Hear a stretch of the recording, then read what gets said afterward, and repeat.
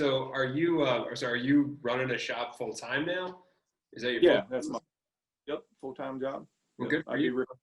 modifications, new gun sales, all that kind of stuff. Take guys on guided air gun hunts and that type of thing as well. Yeah, that's what I want to get to. That story of you putting together a bear. Let's get into that. So you put together a bear camp every year up in Maine. I had no idea that Maine allowed you to hunt big game with air guns. So just tell us more about that. What that story's been like. That adventure's been like the last couple of years. Yeah, so a couple of years back, I donated a gun to the Quality Deer Management Association. Me and a buddy that owns another local business called Air Guns of Virginia went together and donated this gun to the QDMA banquet to help raise money. So in that process, everybody that donated something, they put names in a hat and kind of drew out some prizes and stuff. So I won this bear hunt in Maine, and I was just going to go up there and shoot with my bow or something. I started doing research. I was unaware that Maine was, because Maine, some of the states didn't like advertise that they were air gun friendly or air gun laws. So you had to kind of do your own research. So I just started looking into Maine. I was like, well, in Maine, they classify an air gun the same as a firearm. So in Maine, you could legally hunt. I wouldn't, you wouldn't want to do it, but like 23 caliber and above, just like firearm laws here in Virginia, is legal for bear and deer and stuff like that. And they treat it like up there, like felons can own air guns because they're not a firearm.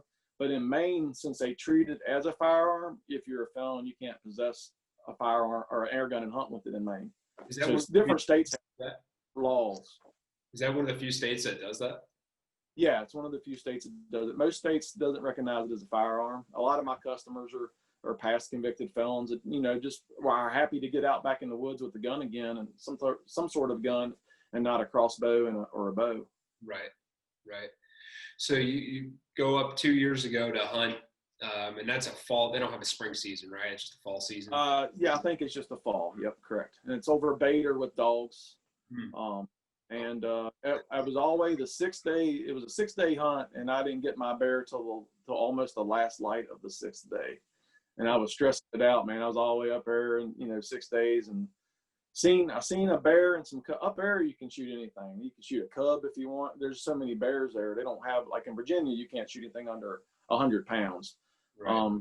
But you only get one bear tag, and nobody wants to shoot a cub with mama running around, stuff like that. But so I'd seen a mama and like 3 cubs, and let all of them go. And then the very last day, I had one bear come in, and up there the bears are funny. So they'll come into the bait, and they'll take them like an hour. You'll see them out of the corner of your eye, and they'll circle all the way around the bait for 45 minutes to an hour, real slow, and just wind check everything and look around, and then they'll slowly come into the bait. So I had one bear come in about 2 or 3 hours before dark, and he circled all the way around, and then he just disappeared. And I thought that was it. I was going home empty-handed, and like 45 minutes later, here come another one, the same direction that bear came from, and did the same thing, did this big, huge loop around the bait site.